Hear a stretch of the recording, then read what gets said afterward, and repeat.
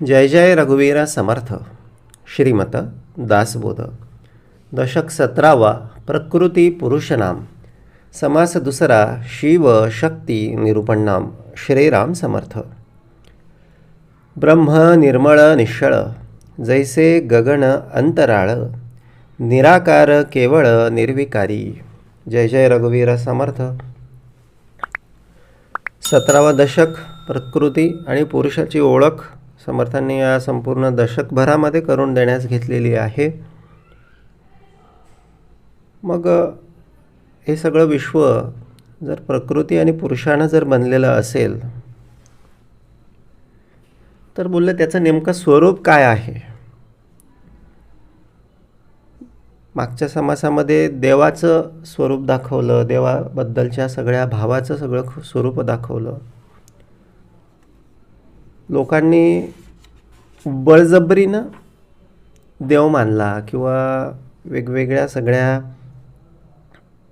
मनाच्या सगळ्या गोष्टी सांगून असं केलं तर देव असं करतो, तसं केलं तर देव असं करतो, असं काहीतरी बळजबरी देव बळात्कार नाम, बळजबरीनं देवाला सगळं कुठे कुठे गुंतवलं म्हणा किंवा कुठे कुठे देवाला अडकवलं. पण त्याच समासाच्या शेवटी समर्थांनी अत्यंत सोपं, सहज आणि सरळ करून सांगितलं की बाबा रे, मननशीळ लोकांपाशी अखंड देव अहर्निशी. जे कोणी मननशीळ असतील, मनापासून प्रेम करणारे असतील देवावर, ज्यांना असं केव्हाही सदानकदा देवाची आठवण येते, हे फार सुंदर साधं सोपं सरळ लक्षण आहे. असं नुसतं उपासनेच्या वेळेसच नाही, पण असं केव्हाही थोडं जरी निवांत मिळाला की मग देवाची आठवण येते. काहीतरी आपसुक तो देवाचं नाव जिभेवर येतं. बोलले हे काय आहे? हे मनन आहे, आठवण. मनामध्ये तो आहे. मनन म्हणजे मनात असणे.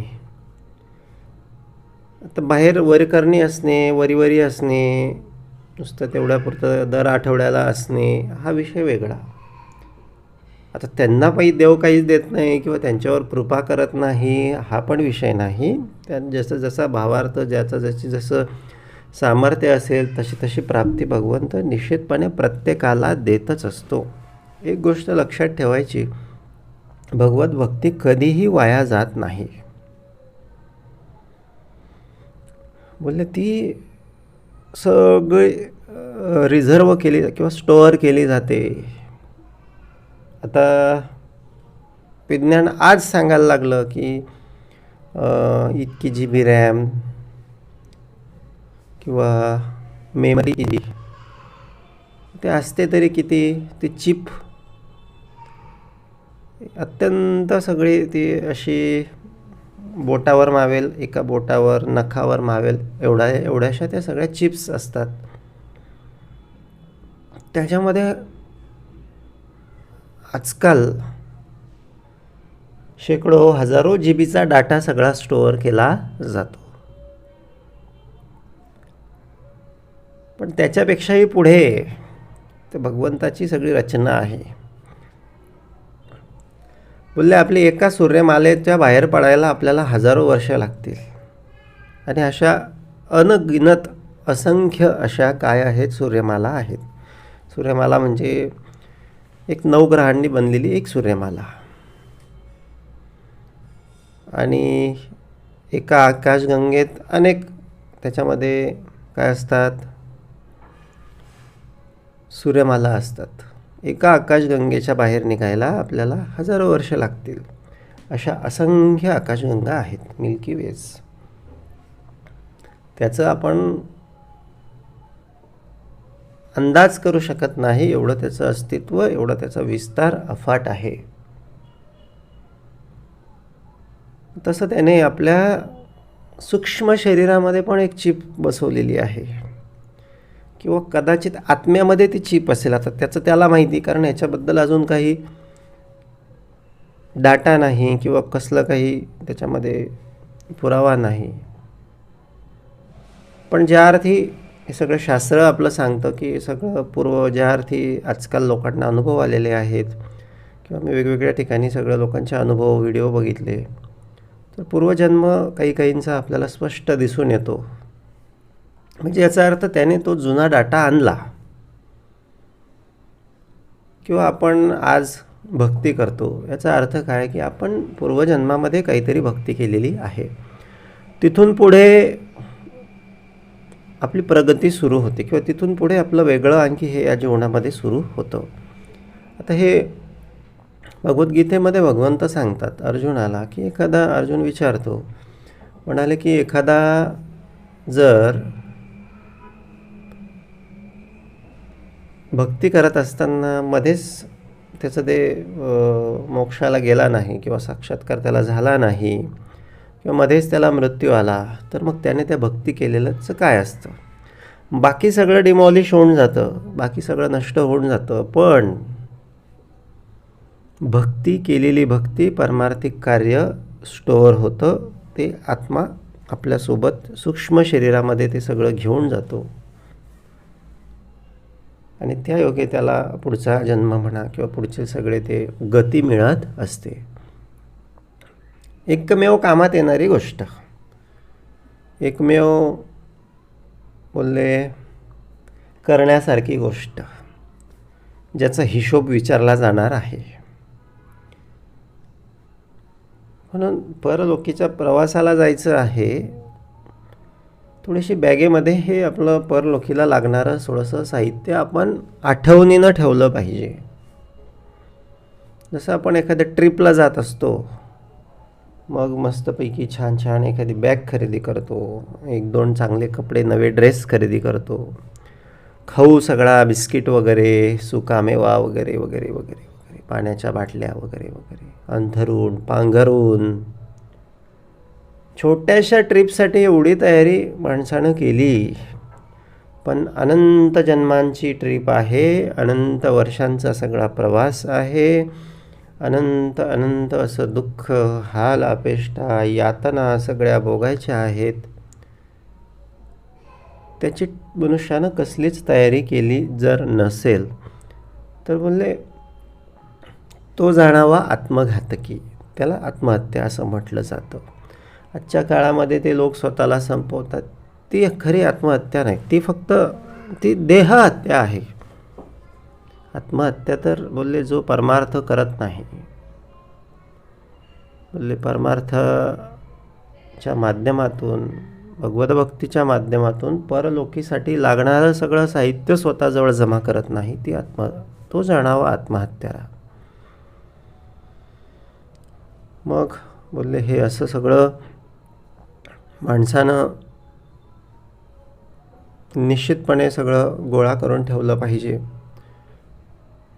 मननशील लोकांपाशी असं बोलले. मग हे आहे असं, तो असं जो करतो त्याचं कधी वाया जात नाही, हे समर्थांनी आपल्याला आतापर्यंत सांगितलं, किंवा हे या मागच्या त्या प्रवासाच्या भागावरून सांगितलं. मूळ विषय काय होता की मननशील लोकांपाशी अखंड देव अहर्निशी, अहर्निशी रात्रंदिवस तो असतो, जो असं काही कारण नसताना देवाला आठवतो. सदान कदा त्याला देवाची आठवण येते, चिंतन भजन कीर्तन करावंसं वाटतं. मननशील लोकांपाशी अखंड देव अहर्निशी. आता जे थोडंफार करतात त्यांचं काय होतं ते आता सांगितलं. अखंड योग म्हणून योगी, जो ज्याच्याकडे भगवंताचं अखंड योग आहे, अखंड ज्याचे योग म्हणजे काय, संगत. योग म्हणजे काय, ॲडिशन. भगवान नाम जो दिवसेंदिवस रात्रंदिवस हा महायुद्धाचा प्रसंग, या न्यायानं, या उक्तीनुसार जो आपल्या सगळ्या सुकृतामध्ये योग करून घेत आहेत, प्लस करून घेत आहे, ॲडिशन करून घेत आहे. ओम श्री गुरुदत्तात्रय श्रीपाद श्री वल्लभाय नमः. विठ्ठल विठ्ठल विठ्ठल विठ्ठल. जय जय रामकृष्ण हरी. ओम नमः शिवाय. ज्याच्या त्याच्या भावार्थानुसार. पण आकाशातम पतितम तोयम यथा गच्छती सागरम सर्वदेव नमस्कारम केशवम प्रति गच्छती. कोणत्याही देवाचं भजन केलं, भक्ती केली, पूजन केलं, की ज्याप्रमाणे तून पडलेलं पाणी नदी नाल्यांचा प्रवास करत करत एका समुद्राला येऊन मिळतं, तसं त्या मुख्य परमात्म्याला, मुख्य परमेश्वराला, नारायणाला, केशवाला सगळं हे पोचतं. त्याच्यामुळे भाव पाहिजे, फक्त भक्ती कोणाची करतो, कशी करतो, माध्यम काय आहे, याची काही बोलले आवश्यकता नसते. आता ध्वनी असतो ना, ध्वनीला माध्यमाची आवश्यकता असते. निर्वातामधून ध्वनी जाऊ शकत नाही. तर प्रकाश जो आहे, प्रकाश माध्यम नसलं तरी तो प्रवास करतो. हे सगळे ऊर्जेचे रूपं आहेत. आणि सगळ्यात उच्चतम ऊर्जा कुठली असेल तर भक्ताची भक्ती. ते जे भक्तीचे जे तरंग आहेत, त्याची तरंग लांबी जी आहे ती डायरेक्ट त्या परमात्म्यापाशी जाऊन पोचते. आणि तिची ऊर्जा आहे ती अफाट आहे, ती असीमित आहे. अखंड योग म्हणून योगी, त्याचा योग नसेल सदा सर्वदा योग तुझा घडावा. योग नाही तो वियोगी. वियोग आहे, वियोग आहे, वियोग आहे म्हणून समजून घ्यायचं की कुठेतरी काहीतरी कमी पडतं आहे. साधी गोष्ट आहे, झाडाची पानं गळत आहेत, फुलं गळत आहेत, झाड पिवळं पडतं आहे. साधी गोष्ट असते, पाणी कमी पडतं आहे. योग नाही तो वियोगी. योग नाही म्हणजे कुठेतरी भगवंताची भाव नाही, भक्ती नाही, प्रेम नाही. म्हणून आयुष्यामध्ये काय आहे, वियोग आहे. तसं साधं सोपं सुंदर असं देव बळात्कारणामध्ये दिलं. देवाची प्रकृती पुरुष दाखवायचा आहे ना, मग देव त्याला ओळखायचा कसा हे पहिल्या समासात दाखवलं. आता दुसऱ्या समासात त्याची ओळख, त्याची रचना, त्याची स्ट्रक्चर समर्थ आपल्याला दाखवत आहे. आधी एक त्याला ओळखायचं, त्याला भेटायचं कसं, याची मनोवृत्ती कशी पाहिजे ते दाखवलं. आता त्याचं प्रत्यक्ष स्ट्रक्चर समर्थ आपल्याला दाखवत आहेत की तो कसा बनलेला आहे किंवा त्याचं अस्तित्व कसं आहे. तर त्याचं अस्तित्व कसं आहे, शिव शक्ती निरूपणाम. शिव आणि शक्तीच्या रूपानं तो काय करतो आहे, कार्य करतो आहे. ब्रह्म निर्मळ निश्चळ, जैसे गगन अंतराळ, निराकार केवळ निर्विकारी. असा त्याचं ब्रह्माचं स्वरूप आता आधी दाखवलं. शिवशक्तीची ओळख दाखवायची आहे, प्रकृती पुरुषाची ओळख दाखवायची आहे. म्हणजे तर मूळ ब्रह्म कसं आहे तर निर्मळ आहे, निश्चळ आहे, गगनासारखं आहे, अंतराळासारखं आहे, सुंदर स्वच्छ, निर्विकारी, विकाररहित आहे. निर्विकारी होण्याचा अभ्यास हाच खरा परमार्थ आहे. आपल्याकडे असलेले सगळे विकार, आपल्याकडे असलेले ईर्ष्या, द्वेष, मत्सर, छल, कपट, चिंता, हे सगळं काही त्यागण्याचा अभ्यास म्हणजे परमार्थ आहे. परम एकच, परम अद्वैत. द्वैतातलं दुसरं काहीच. द्वैत, अद्वैत याचा अर्थ काय आहे की दुसरं काहीच नाही. द ओनली, अद्वैत. अद्वैतचा अर्थ काय, the only one who runs or who belongs to this all universe. या सगळ्या विश्वाशी संबंधित, या सगळ्या पृथ्वीशी चालवणारा, सगळ्या विश्वाला चालवणारा ओनली वन, त्याच्याशीच फक्त देणं घेणं, बाकीच्यांशी काही देणं घेणं नाही. त्याला म्हणतात अद्वैत, निर्विकारी. म्हणून आपण निर्विकारी जो आपण बोलतो ना, एखादा साधा आहे, एखादा मनुष्य सरळ आहे, गरीब म्हणतो आपण त्याला गरीब, पण तो गरीब नाही, तो श्रीमंत आहे. कारण त्याची राखण करणारा, पाठराखण करणारा परमेश्वर, त्याच्या अखंड देव अहर्निशी त्याच्याजवळ असतो. म्हणून त्याचं कोणी नुकसान करत नाही. झालं तर देव त्याला भरपाई बरोबर कुठे ना कुठे काही ना काही त्याचं भर काढून देत असतो. आपण काय करतो, आपण हुशारी करतो, मला असं वाटतं, मला तसं वाटतं, काही वाटत नाही मला, मला फक्त माझ्या देवाला जे वाटतं ना तेच मला माझ्यासाठी योग्य आहे आणि त्याला जे योग्य वाटतं आहे तेच माझ्या आयुष्यात घडत आहे. म्हणून ते बरं आहे का वाईट आहे याला मी डिस्क्रिमिनेशन, याच्यात भेद मला करण्याचा अधिकार नाही किंवा मी ते करणार पण नाही. जशी स्थिती आहे तैशा परी राहे. नवल ते पाहे संचिताचे. संचिताचं नवल मी अशा पद्धतीनं पाहत राहणार. म्हणजे हे एवढंच माझ्या हातात आहे. हातात आहे म्हणण्यापेक्षा माझं एवढ्याच्या पलीकडे दुसरं काही कार्य नाही. निराकार केवळ, याला म्हणतात निराकार केवळ, याला म्हणतात निर्विकारी, याला म्हणतात कसलाच विकार नसणे, अहमपणाचा. काही नाही बाबा, आहे ते तुके सगळे देवाचे. एवढं प्लेन, एवढं क्लिअर, एवढं सिम्पल मनुष्यानं राहावं. प्रत्येकाला आपल्या भगवत स्थानी त्याच्यामध्ये माझा ईश्वर आहे, त्याच्यामध्ये माझे सद्गुरू आहेत असं मानून तेवढ्याच आदरानं प्रत्येकाचा सन्मान करावा, प्रत्येकाशी तेवढ्याच आदरानं बोलावं. लहान मुलांना मध्ये देखील त्यालाच बघावं आणि जे आपलं धर्मकर्म असेल ते त्याचं काम आहे म्हणून अत्यंत प्रामाणिकपणे, अत्यंत निष्ठेने करावं. निराकार केवळ निर्विकारी, एवढं हे साधं सोपं सरळ आणि सिंपल आहे.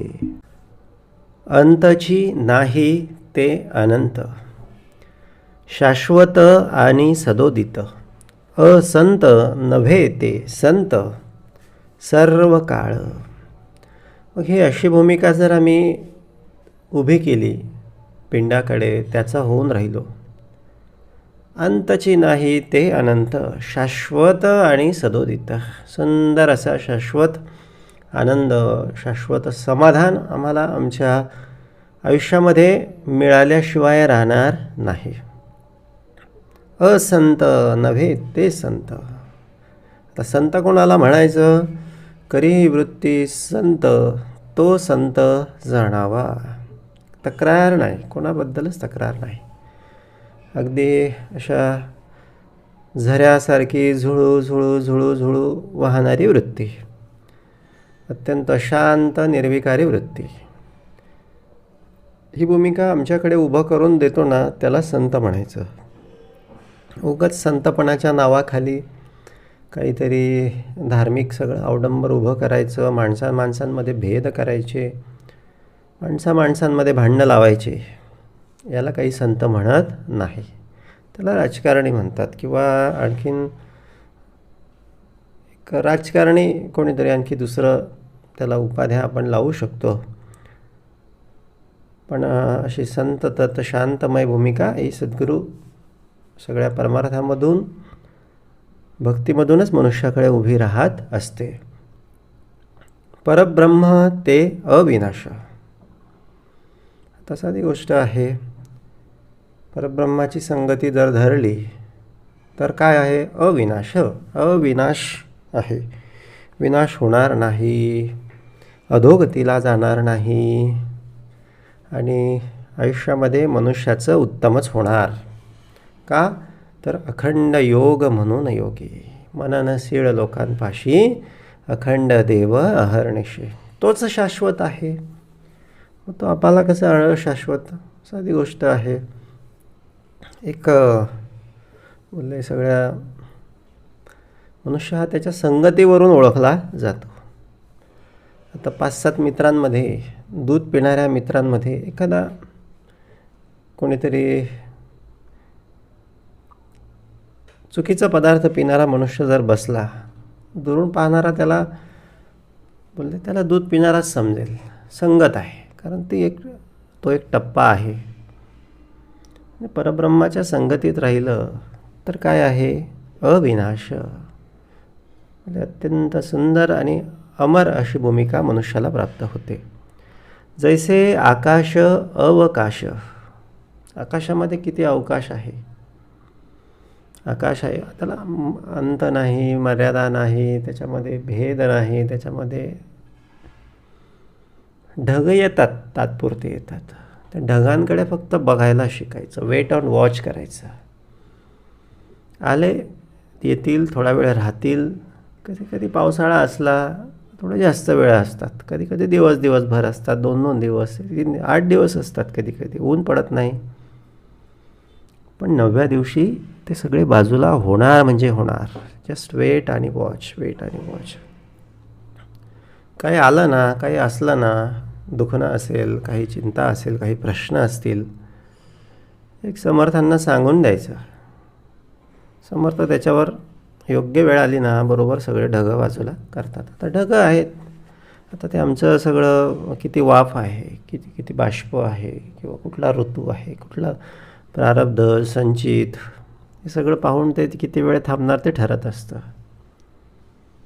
पण सद्गुरूंना सांगितलं ना, सद्गुरू मग आम्हाला सामर्थ्य देतात. ते ढगं राहू देत बोलते, किती वेळ त्यांना असायचं असू दे, त्यांच्यातलंही बाष्प कमी करायचं काम सद्गुरू करत असतात. एक सद्गुरू कृपेचा वारा आला ना, आता बघा प्रारब्ध कसं आहे, प्रारब्ध एकदम असं तुमचं अदृश्य होणार नाही, ते ढगांसारखं आहे. पण ईश्वरी कृपा जर असेल तर ईश्वर काय करतो, तेच त्या सोसाट्याचा वारा सुटला की ते ढगं तिथून दुसरीकडे वाहून नेले जातात. एक तास 2 तास पडणारा पाऊस एक थोडंसं असं फटकं, थोडासा फवारा फक्त त्या ठिकाणी पडतो आणि निघून जातो. हे ईश्वराच्या हातात आहे. आम्ही ईश्वराचे अंकित, आम्ही साधूचा अंकित जीव जो झाला त्याचा असे भार निरंजनाला. बाबा जे असेल नसेल असू दे, परमेश्वराला शरण जा, परमेश्वराचा होऊन राहा, सारं काही त्याला सांगून टाकायचं आणि प्रामाणिकपणे आपलं आपलं कर्तव्य करत बसायचं. बस एवढंच साधं आणि सरळ सुंदर सगळं आहे. न तुटे न फुटे सावकास जैसे तैसे. मग त्याची संगत असली ना, म्हणजे होईल थोडासा प्रारब्ध संचितानुसार थोडासा त्रास होईल, पण फुटणार नाही, तुटणार नाही. विजय आपलाच होणार. आपला म्हणण्यापेक्षा सत्याचा विजय होतो. आपण सत्याच्या बाजूनं आहोत, सत्याच्या बाजूनं आपलं आचरण असलं पाहिजे. असत्य आचरण आपलं असता कामा नये. न फुटे न तुटे सावकाश. मग आपलं कोणी वाकडं करू शकत नाही, कोणी वाईट करू शकत नाही. जेथे ज्ञान ना अज्ञान, ज्ञान पण नको आणि अज्ञान पण नको. भाबडे पण दे बाबा, तुझा एक लहान मुलासारखं. ज्ञानी पण नाही, अज्ञानी पण नाही. जे सांगितलं ते घेऊन चालणार. बस म्हटलं बसणार, उठ म्हटलं उठणार. ज्ञान नको, अज्ञान नको. बस काहीतरी चुकीचं करणे, त्याला अज्ञान असं बोललं जातं. काही चुकीचं पण करायचं नाही, काही स्वतःच्या मनाचं पण करायचं नाही. जे आहे ते सगळे ईश्वराचे. सद्गुरू मान्यता प्राप्त. एक सद्गुरूंनी सांगितलेल्या श्रवणाला सगळं अनुसरून तेथे विस्मरण ना विस्मरण, तेथे अखंड निर्गुण निरावलंबी.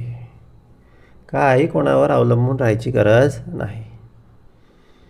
जो परमेश्वरावर अवलंबून राहिला, आणि अवलंबून राहून तरी काय होतं हो, इतरांवर अवलंबून राहिलं ना, त्या द्रौपदीसारखं सगळ्यांच्या पुढे हात जोडून आली. शेवटी त्या नारायणाला, त्या पितांबर वस्त्ररूपी नारायणाला आवाहन करावं लागलं, तेव्हा काम झालं.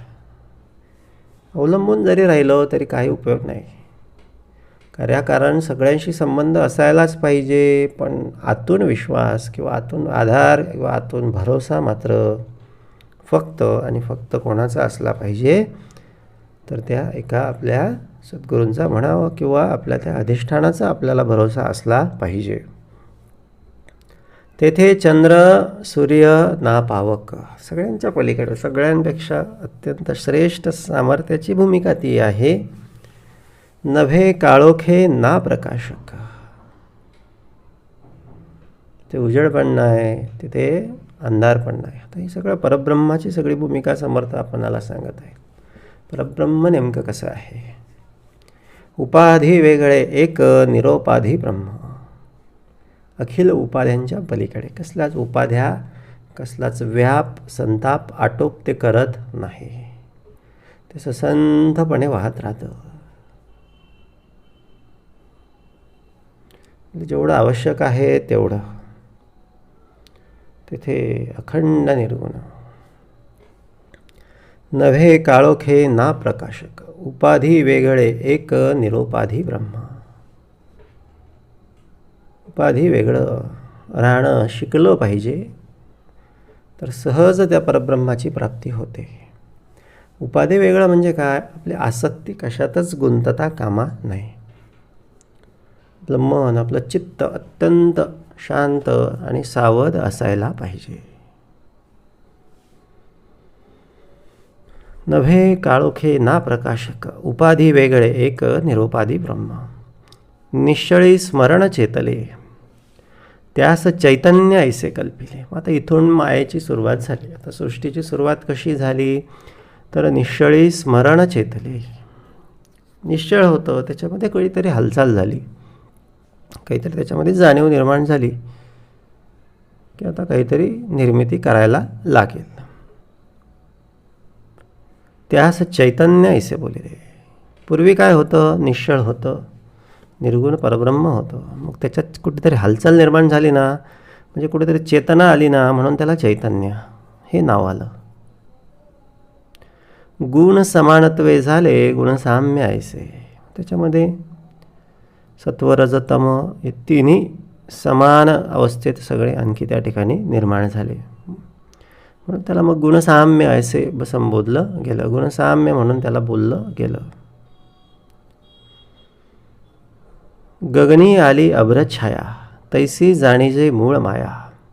आता आधी सगळं निश्चळ शांत सगळं निर्विकार होतं, मग हे मध्येच चेतना आली, मग हे कुठेतरी ते सगळे तीन त्रिगुण निर्माण झाले.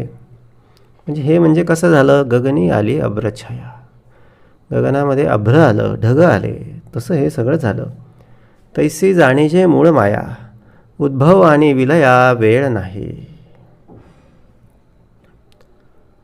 ते लगेच उद्भव होतं, विलय पण होतो, निर्मिती होते, प्रलय होतो, निर्मिती होते, प्रलय होतो. असं ही सगळं या प्रकृतीचं सगळं मूळ रूप आहे. निर्गुणी गुण विकारू, तोची षड गुणेश्वरू, अर्ध नारी नटेश्वरू तयास म्हणीचे. बोलले निर्गुणी गुण विकार. निर्गुणामध्ये गुण निर्माण झाले म्हणून त्याला षड गुणेश्वरू असं बोललं गेलं. 6 गुण ज्याच्या ठायी आहेत. ऐश्वर्य असेल, यश असेल, औदार्य असेल, वैराग्य असेल, 6 गुणांचा जो ईश्वर आहे त्याच्यामध्ये जो ज्ञान आलं, त्याच्यामध्ये यश असेल, श्री पराक्रम, यश, श्री, औदार्य, ज्ञान, वैराग्य, ऐश्वर्य हे षडगुण आहेत. श्री म्हणजे पराक्रम. हे सगळं निर्मिती, हे सगळं जे भव्य दिव्य सगळं कोणापासून आहे? त्याच्यापासून आहे. आम्ही करू शकतो का? नाही. श्री हे जे हा जो गुण आहे, श्रेया, श्रीची श्रेया म्हणजे हे सगळी प्रकृती म्हणजे श्रेया. श्रीची ही सगळी निर्मिती, म्हणून तिला श्रेय असं म्हटलं गेलं.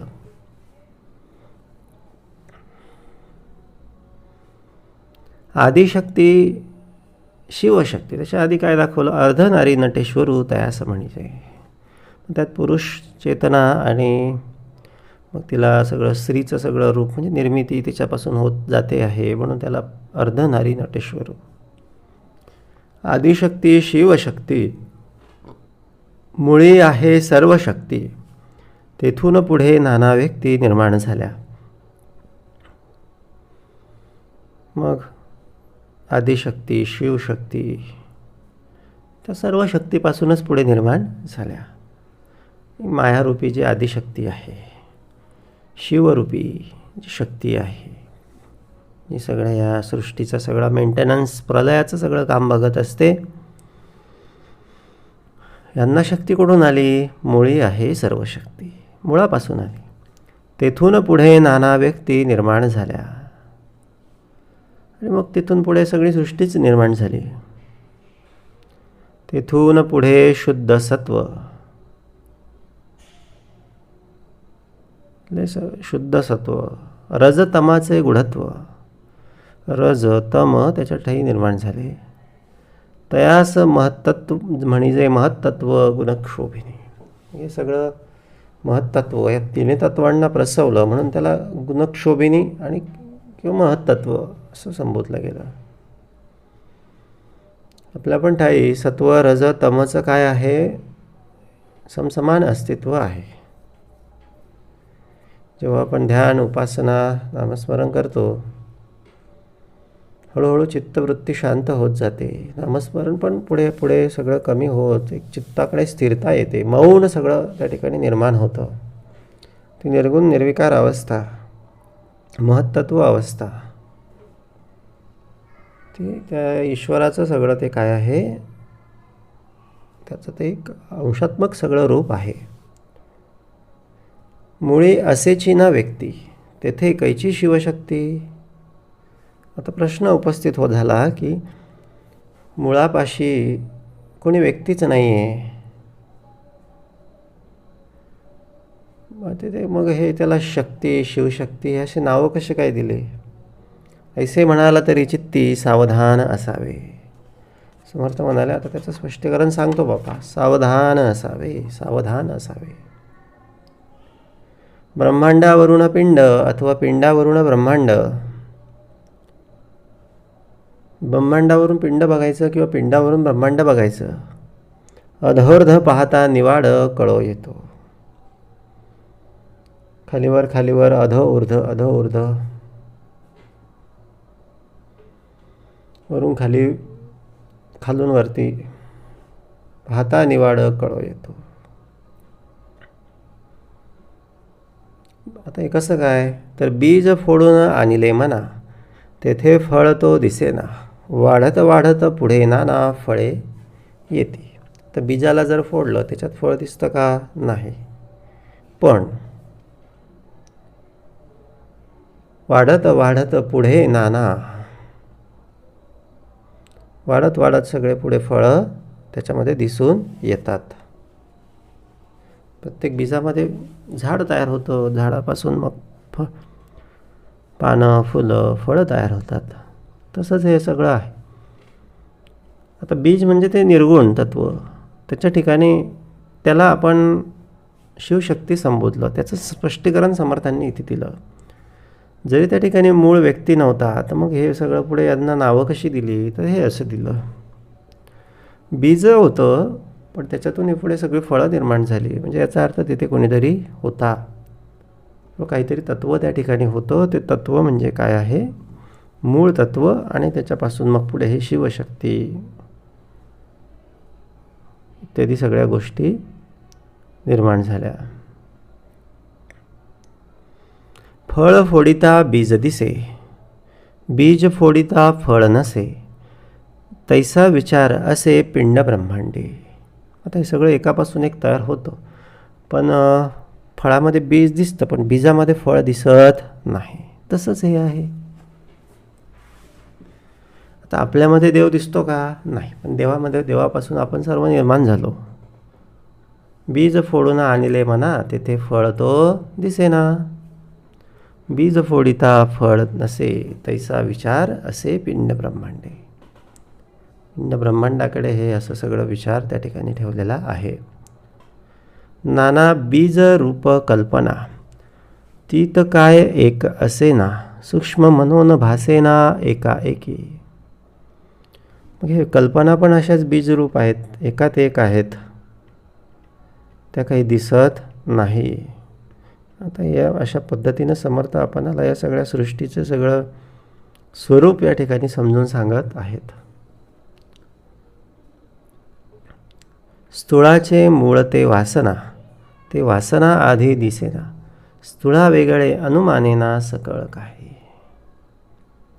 आता या स्थूळ सगळ्या ब्रह्मांडाचं म्हणा किंवा आपल्या सगळ्या पिंडाचं मूळ कशामध्ये आहे, वासनेमध्ये आहे.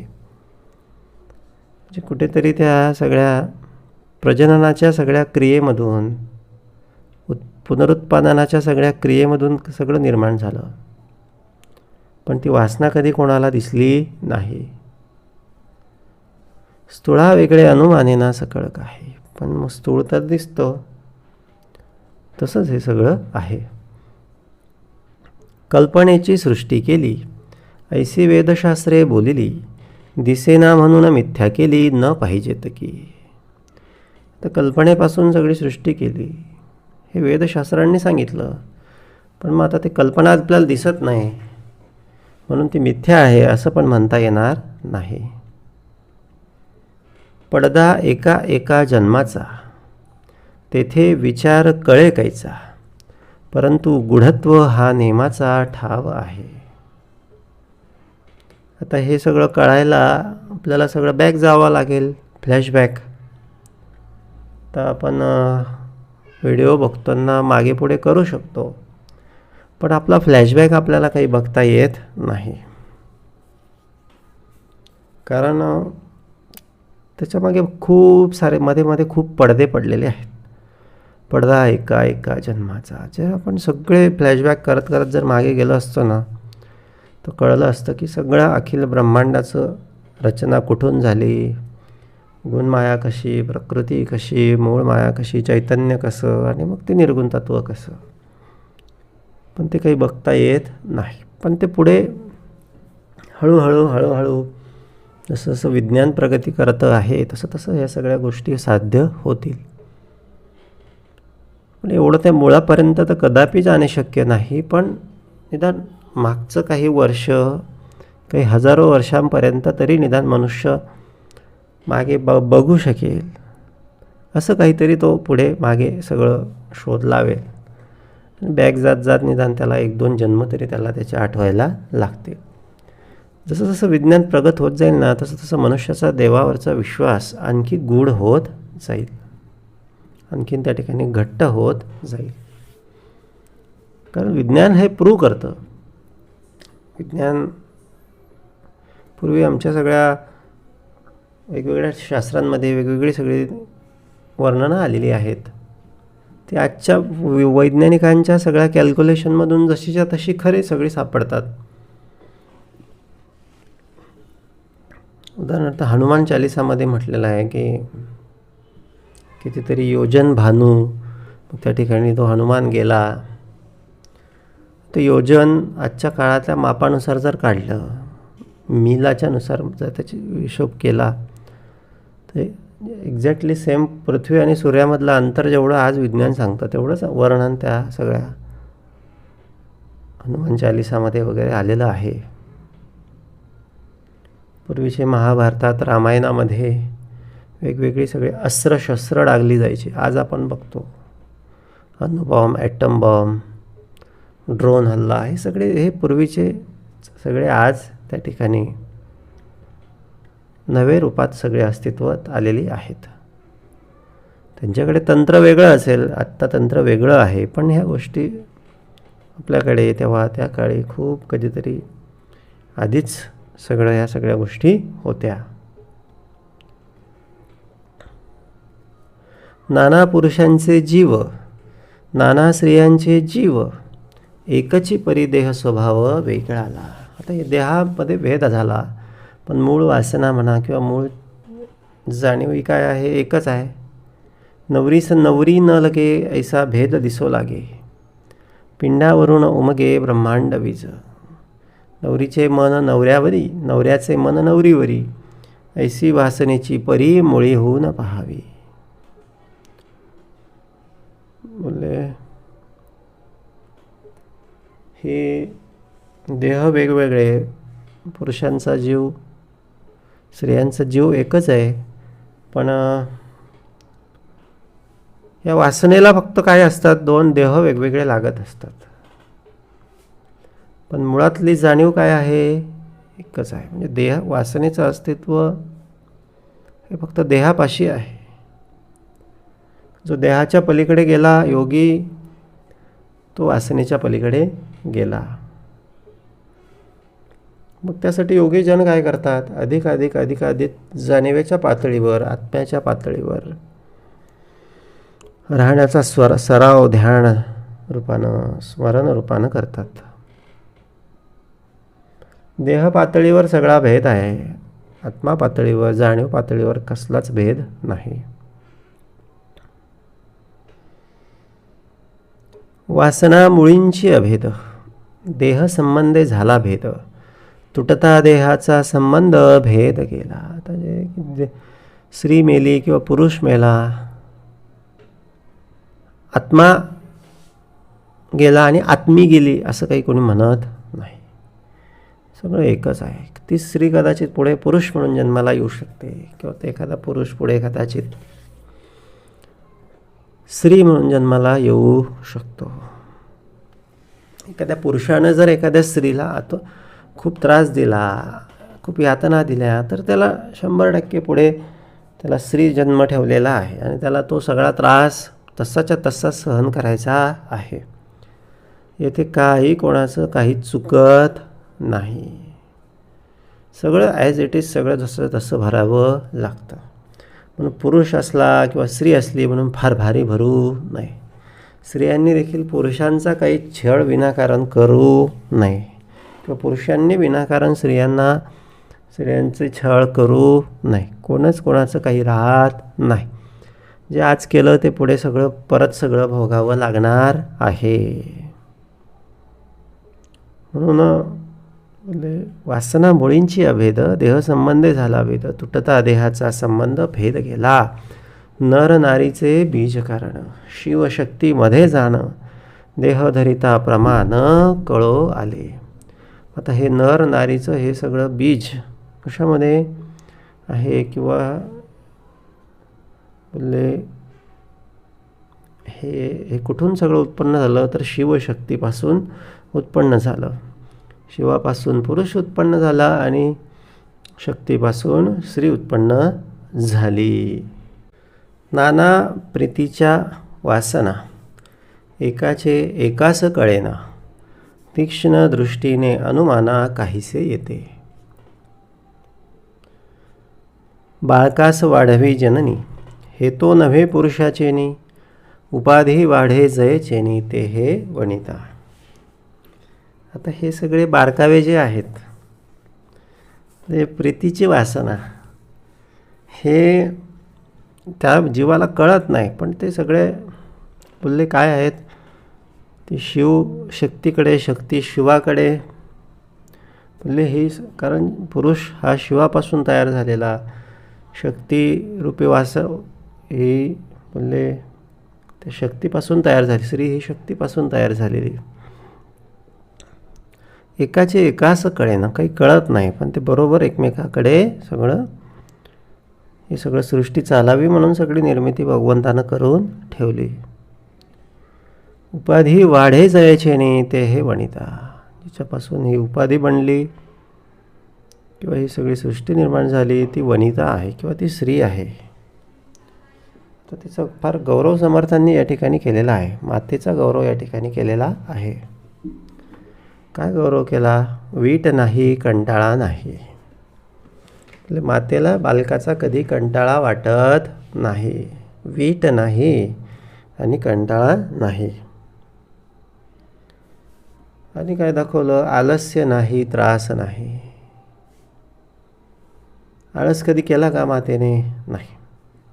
लहान मूल असतं, रात्री अंथरुणामध्ये अंथरुण ओलं करतं, म्हणून ती आई कसली बेल न लावता, कसले अलाराम न लावता रात्री उठते, त्या बाळाला उठवते, त्याला त्याचं सगळं करून त्याला पाणी पाजून पुन्हा झोपवते. हे एवढं सगळं फार अत्यंत झोपलेलं असताना उठणं, हे सगळं करून परत झोपणं, हे फक्त माताच करू शकते.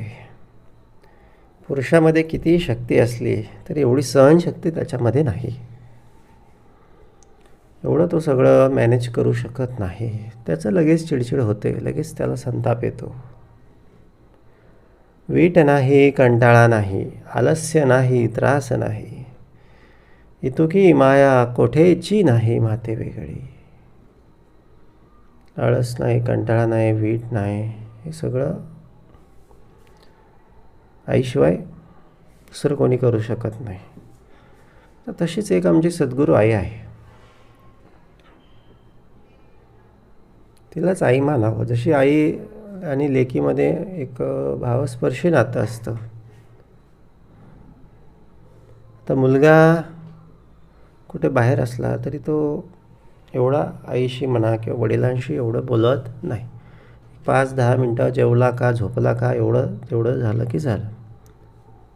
पण मुलीशी आई मुलीशी अत्यंत बारीक बारीक बारीक बारीक बारीक त्यांच्यामध्ये ते एक काय असतं, नातं असतं किंवा ते एक तो वेगळा बंध असतो लेकीचा आणि आईचा. बोले आलस्य नाही, त्रास नाही, इतुकी माया कोठेची नाही माते वेगळी. बोले हे स्त्रीच्या ठाई हे मातृपण असतं. म्हणून ते त्यांचं ते ट्युनिंग किंवा त्यांचं ते एकमेकाला सगळं समजून घेणं अगदी सहज होत असतं. नाना उपाधी वाढवू जाणे, नाना मायेने गोवू जाणे, नाना प्रीती लावू जाणे, नाना प्रपंचाचे. अशा पद्धतीने हे सगळ्या उपाध्या सगळ्या वाढवणं, त्याला मायेनं सगळं म्हणजे उपाधीच आहे. बघा ना, सगळं आता एवढं सगळं 9 महिने 9 दिवस त्या बाळाला सगळं सांभाळणं, नंतर त्याला वाढवणं, त्याचं सगळं ते करणं. नाना प्रीती लावू जाणे, नाना प्रपंचाची. सगळे त्याच्यावर जीव टाकणं, त्याला प्रीती सगळं शिकवणं, हे कोण करू शकतं? हे फक्त आईच करू शकते. तसं सद्गुरू आमच्यासाठी आई आहेत. आमचं पण किती करतात सद्गुरू. खूप सगळं दर आठवड्याला आम्हाला सगळं सांगतात. काही चुकलं उन्हा ते पण सांभाळून घेतात आठवडाभर. पुन्हा आणखी पुढच्या आठवड्याला परत गोंजारतात. काही बरबटलेलं असेल, काही घाण लागलेले असेल ते धुवून काढतात. पुन्हा सांगतात की बाबा झाले ते नेनपणे, आता तरी ब्राह्मणे शहाणे व्हावे. पण असं आई थकणार नाही. पण बाळानं आता शहाणं झालं पाहिजे. बाळ 2 वर्ष 3 वर्ष 4 वर्ष 5व्या वर्षी तरी बाळानं हे सगळ्या उपद्व्याप थांबवले पाहिजे. बाळ दिवसेंदिवस कसं झालं पाहिजे? शहाणं झालं पाहिजे. आता तरी ब्राह्मणे शहाणे व्हावे. आता तरी ब्राह्मणे शहाणे व्हावे. पुरुषास स्त्रीचा विश्वास, स्त्रीस पुरुषाचा संतोष, परस्परे वासनेस बांधून टाकले. पुरुषाला स्त्रीचा विश्वास वाटतो, स्त्रीला पुरुषाचा संतोष वाटतो. परस्परे वासनेस बांधून टाकिले. परस्परांना एकमेकाच्या या वासनारूपी बंधाने काय केलेलं आहे? बांधून टाकलेलं आहे. ईश्वराने हे असे 2-3 सूत्र करून ठेवले आणि ही सगळी सृष्टी एका पॅकेजमध्ये सगळी बांधून ठेवली. एका सगळ्या थीममध्ये ही सगळी सृष्टी बनवली.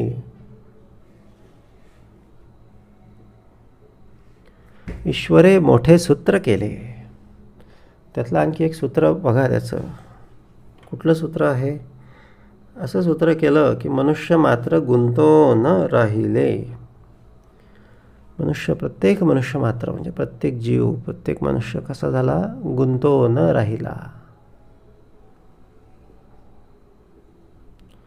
लोभाचे गुंडाळे केले उगवेना ऐसे. कशामध्ये गुंतवला? लोभामध्ये गुंतला. लोभाचं काय केलं? गुंडाळ केलं. तो असं सरळ राहिलं असतं ना, प्रत्येकानं त्या दोऱ्याचं टोक गाठलं असतं आणि त्याला कळलं असतं की अरे याच्यामध्ये काही नाही, याच्यामध्ये भटकून फिरून काही उपयोग नाही, याच्यामध्ये हा व्यर्थाचा टाईमपास आहे, व्यर्थाचा सगळा येरझारा आहे, व्यर्थाचा सगळा शीन आहे.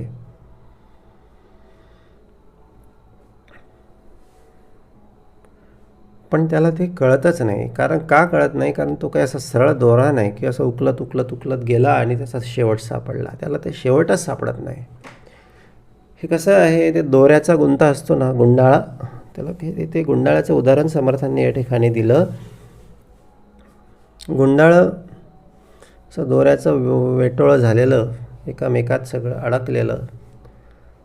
एक धागा ओढावा, दुसरा पॅक होतो, त्याला ढिलं करावं, तिसरा पॅक होतो.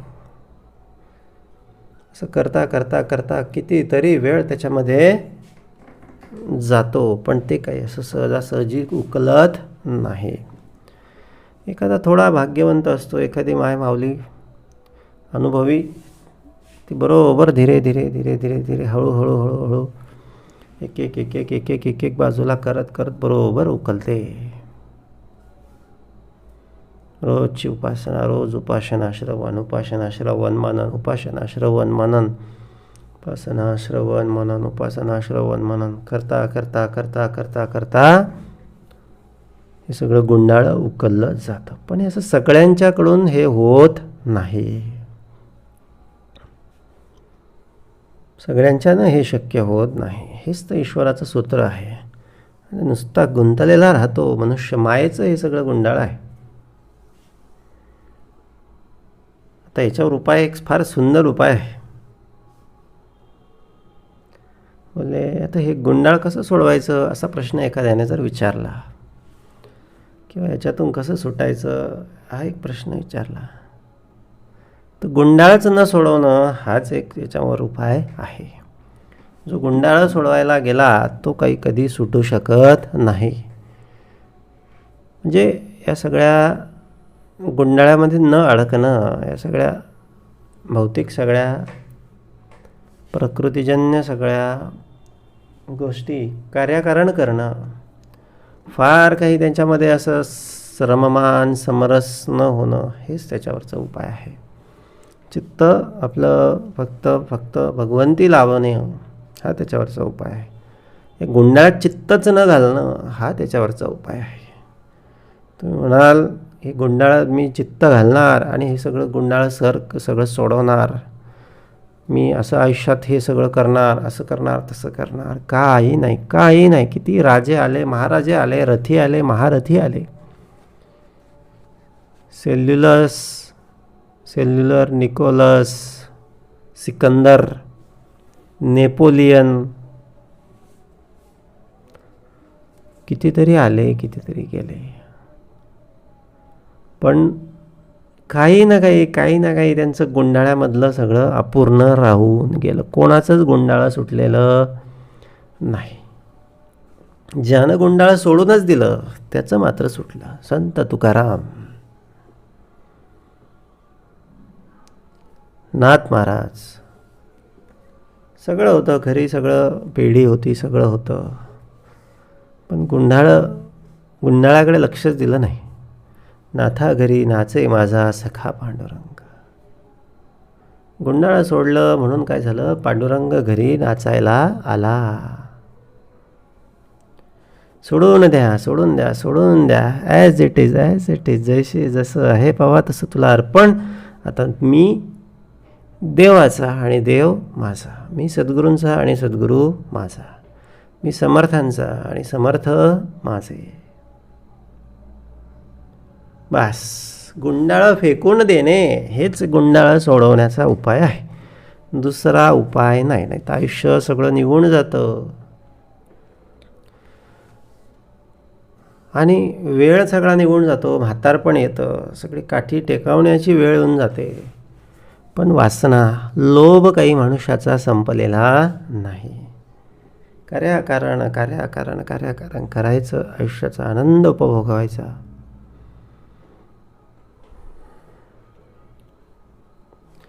ऐसी परस्परे आवडी, स्त्री पुरुषांची महागोडी, हे मुळी होऊन चालेली रोकडी विवेके पहावी. आणि अशा पद्धतीनं ही स्त्री पुरुषांची महागोडी हे सगळं, आणि त्यात हे लोभाचं गुंडाळं, स्त्री पुरुषाची गोडी परस्पर वासनेमध्ये बांधून टाकलं, हातामध्ये लोभाचं गुंडाळं केलं. इकडे सोडवू का तिकडे सोडवू, इकडे सोडवू का तिकडे सोडवू करता करता आयुष्य संपून जातं. हे मुळी होऊन चालेली रोकडी विवेकी पहावी, हे सगळ्याचं सूत्र करून ठेवलं. पण याच्यामध्ये फार थोडं, एखाद दुसरा भाग्यवंत असतो, एखाद दुसरा विरळा असतो की हे सगळ्यांमध्ये काय होतं, हे सगळं दोहोंपासून सुटतो. आणि बोलले सगळं गुंडाळा पण फेकून देतो, वासनेचा पण कार्यकारण वापर करून घेतो आणि थेट सूक्ष्मापर्यंत जाऊन भिडतो आणि सूक्ष्मामध्ये सूक्ष्म होऊन जातो. मुळी सूक्ष्म निर्माण झाले, पुढे स्पष्ट दिसून आले, उत्पत्तीचे कार्य चाले उभयता करिता. आणि अशा पद्धतीनं हे मुळामध्ये हे सगळे सूक्ष्म निर्माण झाले, त्याचं पुढे सगळं स्वरूप वाढलं, वासनेचं म्हणा किंवा लोभाचं म्हणा, आणि उत्पत्तीचं कार्य अशा पद्धतीनं त्याच्या माध्यमातून सगळं भगवंताने केलं. सृष्टीची निर्मिती अशा पद्धतीनं सगळी चालायला लागली. मुळी शिव शक्ती खरे, पुढे झाली वधूवरे, 84 लक्ष विस्तारली जे. म्हणजे अशा पद्धतीनं शिवशक्ती मुळात होती, तीच देह धारण करून आली पुरुष आणि स्त्रीच्या रूपानं. मग ते काय नुसत्या माणसामध्ये आली का? नाही, तर 84 लक्ष विस्तारली जे. 84 लक्ष व्हरायटी तिच्या सगळ्या निर्माण झाल्या. 84 लक्ष रूपं त्या शिवशक्तीनं घेतली. आणखीन पण घेऊ शकते, त्याला काय, त्याचं कोण मालक आहे? कमी पण घेऊ शकत होती, त्याचं काही कोणी मालक नाही. तिच्या कल्पनेमध्ये आलं आणि तिने तेवढी तशी रूपं धारण केली. पण आज विज्ञानानं जर बघितलं ना, विज्ञानाच्या रूपानं विज्ञानाच्या माध्यमातून जर बघितलं ना, तर या वेगवेगळ्या स्पेसीज, वेगवेगळे सगळे प्रजाती सगळे सजीव किती आहेत, विज्ञानही त्याच आकड्यापर्यंत आहे. 84च्या लक्ष 2 लक्ष इकडे तिकडे, म्हणजे 5-10% त्याच्यामध्ये तफावत फक्त असेल, पण आकडा तिथपर्यंतच येऊन थांबलेला आहे. हे तर आमचे वेद, शास्त्र, पुराण हजारो लाखो वर्षापासून सांगत आहेत. याचा अर्थ त्या काळामध्ये हे सगळं तसं जाणण्याचं किंवा तर हे खूप प्रगती सगळ्या मनुष्य समाजानं आपल्या सगळ्या केलेली होती. येथे शिवशक्तीचे रूप केले, श्रोती मनास पाहिजे आणिले, विवरल्या विन बोलिले ते व्यर्थ जाणावे. अशा पद्धतीनं हे शिवशक्तीचं रूप समर्थांनी या ठिकाणी आपणाला वर्णन करून दाखवलं.